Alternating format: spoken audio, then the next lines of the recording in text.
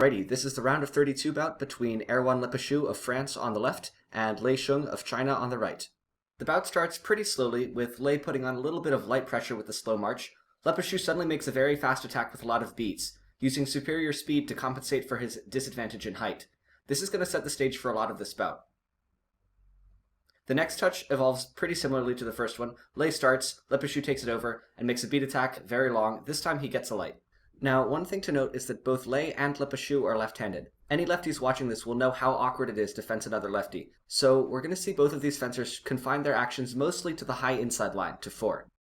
This time, Lei makes his march a little bit more continuous, and he finally gets a chance to finish. He goes off target. Le Pechoux goes for a counterattack by ducking and crushing the distance.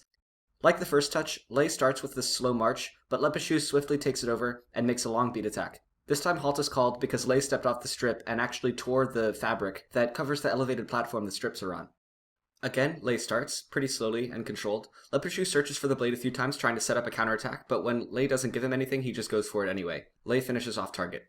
Now this is probably what Le Pechoux was trying to set up before. Lei starts, Le Pechoux sweeps for the blade, that gets Lei to pull his arm back, and then Le Pechoux can slip in a counterattack, and Lei is too far back to finish accurately. This is a pretty common setup for that counterattack. Off the line, Lei attacks with a double advanced lunge and catches Le Pechoux completely off guard and slips right past his parry. That's really just Lei exercising his height advantage, but Le Pechoux isn't going to give him many chances to try that again. Here, he's the first one to make a beat attack off the line. Now when Lei starts, Le Pechoux makes another counterattack, ducking and closing out a little bit. This time his setup was purely distance-based. But using opposition was still necessary to prevent Lei from finishing, because he is still very accurate at that distance. Now that Lei is afraid of that counterattack, he attacks much more hesitatingly, and Le Pechoux takes it over with another very powerful beat attack. Lei tried to go for a sweeping prime riposte to the back, but not only was Le Pechoux's target not there, but he actually didn't even find the blade. These long beat attacks have been so successful for Le Pechoux that it's looking like a simple parry riposte for Lei isn't going to cut it for defending them. Lei starts another pretty slow march. Le Pechoux tries to counterattack again. He ends up too close, but luckily those sweeps for the blade pull Lei's point off the target just enough to make him finish off target. Lei starts a pretty fast attack but gives it up. Le Pechoux takes it over. Lei goes for a counterattack, and Le Pechoux destroys him with a counter-time parry riposte behind the head. Good on Lei for trying something other than a simple parry riposte here, but this is why I love watching Le Pechoux so much. He is completely unafraid of any distance tricks his opponent might pull. Lei starts another pretty strong attack, but finishes it early, and Le Pechoux takes it over. He confidently marches Lei right down the strip, and Lei tries to set up another parry riposte, but Le Pechoux finishes at a very close distance and gets one light. On closer inspection, Le Pechoux actually searched for the blade right when Lei did, so it looks like Le Pechoux's beat attack, but Lei still is kind of disappointed that he didn't turn a light on, so he's going to switch his weapon. Even having taken that short break to collect himself, Lei still looks like he's having a little trouble finding an offensive solution to Le Pechoux. He starts another very slow and very careful march down the strip. Le Pechoux plays with the distance quite a bit, going from too close to too far away. Lei doesn't quite know how to finish. Le Pechoux goads him into finishing too long and then crushes the distance, landing his final remise as he steps past. Lei looks really nervous here. He does not want to commit to too much. He goes for a pretty strong advanced lunge, but when it fails, Le Pechoux takes it over, beat, and finishes off target. But now the tables are going to turn somewhat. Le Pechoux's attacks are powerful but predictable. Lei makes a pretty big gaining step coming forward, and he knows exactly what's going to happen. Le Pechoux goes for a beat attack, crushing the distance, but Lei is ready with a parry riposte, and he's easily able to find the target that close. So now Lei is finally starting to find some actions that work. Lei's parry riposte has not been that effective against Le Pechoux's very long and fast attacks, but counterattacks work just fine. Lei's height makes it very easy to hit from that distance, and a simple twist of the body is enough to avoid Le Pechoux's blade. He was still trying to finish on the inside line, by the way. And it's not over yet. Lei marches down the strip very carefully like he usually does. He finishes way out of distance, Le Pechoux parries, but because of the longer distance, Lei easily gets a counter parry counter riposte. So that's 3 very different touches right in a row, all owing to Le Pechoux's predictability and Lei capitalizing on it.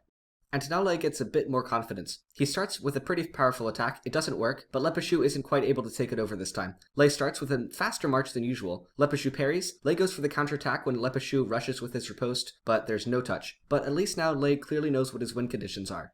And furthermore, as we see in this next phrase, Le Pechoux cannot make his fast attack like he wants to. He has to respect Lei's counterattack. This causes the action to slow down quite a bit, and this slower tempo definitely favors Lei. He's very relaxed with his march now, and he can collapse the distance in a much more controlled fashion than before. When Le Pechoux tries to collapse the distance on him, he gets another fairly straightforward counter riposte. It is off target, but Lei looks a lot more comfortable in this situation now.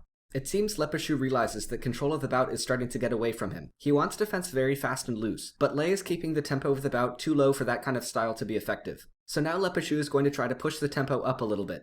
This phrase is pretty back and forth, both start and then end their attacks and let the other one start, but this time Le Pechoux goes for another really fast attack, and he's rewarded with another counterattack by Lei.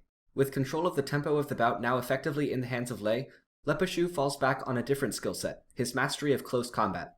Lei attacks pretty much right off the line, Le Pechoux parries, and instead of going for a straight riposte, crushes the distance and tries to riposte behind the head. He goes off target though.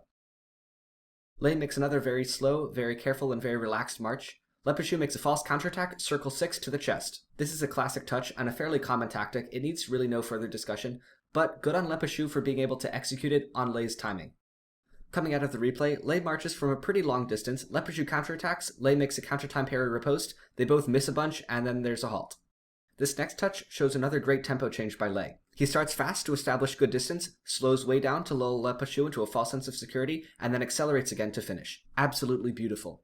But now the bout starts to speed up again, making life a lot easier for Le Pechoux. After Lei's attack falls short, Le Pechoux starts, Lei counters, Le Pechoux parries. His first riposte is actually no, and his remise arrives. But from that distance and at that speed, it's Le Pechoux who is in control of the blade work. Now even Lei starts fencing faster. He makes a pretty quick march, Le Pechoux takes it over and hits with a really long and fast beat attack.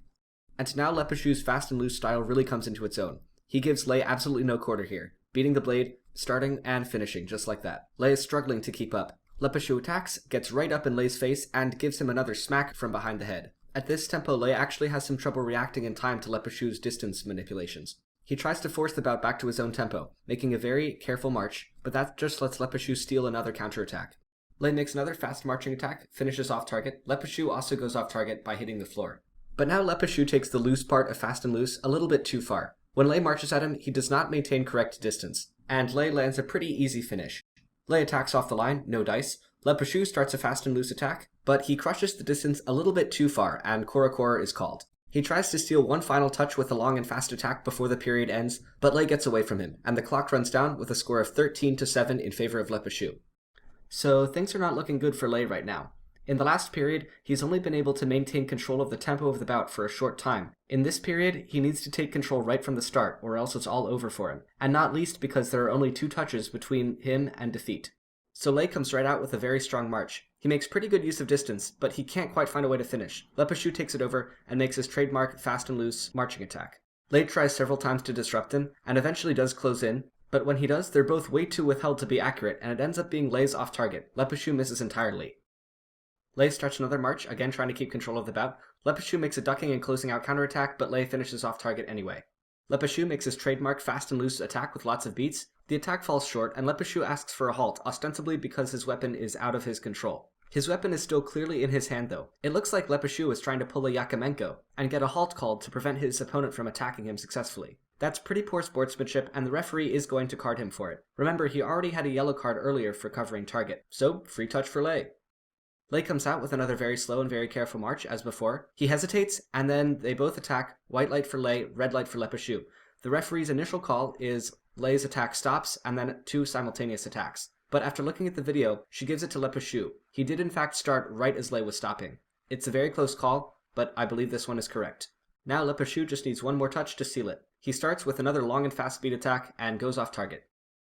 Le Pechoux makes a really big prep step off the line, and that puts him right in range of Lei's advanced lunge. That was a bit lucky for Lei, but he's showing that he can forestall Le Pechoux's very scary long attack. Lei starts with a pretty slow, relaxed, and careful march as ever. He finishes, but Le Pechoux's already out of there and back in with his fast and loose march. He accelerates for the finish and barely hits off target as Lei makes a frantic sweep for the blade and puts his arm in the way of Le Pechoux's point. Lei makes a really smooth march, starting slow, picking it up, slowing down again, and then finishing fast. He hits off target, but that was a very nice attack by him. After a bit of slightly awkward dancing off the lines, Le Pechoux starts a very fast and loose attack. He rushes, and Lei goes for the counterattack, but Le Pechoux hits off target. Lei attacks off the line, Le Pechoux's ready with a parry 4, his riposte misses, and his remise is off target. Lei comes out with a pretty strong march. Le Pechoux takes it over, but when Lei sees he's not ready to finish immediately, he goes for an attack in preparation. Le Pechoux parries, and Lei goes off the strip, no touch. Lei starts once again with the march. Le Pechoux keeps the distance really close, goes for a parry, first riposte misses, but his remise lands. 1 light for Le Pechoux. That's the bout, 15-9. This was a really fun bout for me to watch, because these two fencers are pretty much stylistically exact opposites of each other. And though it is kind of a shame to see the defending Olympic champion out so early, Le Pechoux was fencing really well today, and he really deserved this victory. Thanks for watching, I hope you enjoyed and learned something along the way. The next bout will be Gislan Perrier of Brazil versus Ma Jianfei of China. Until then, stay sharp.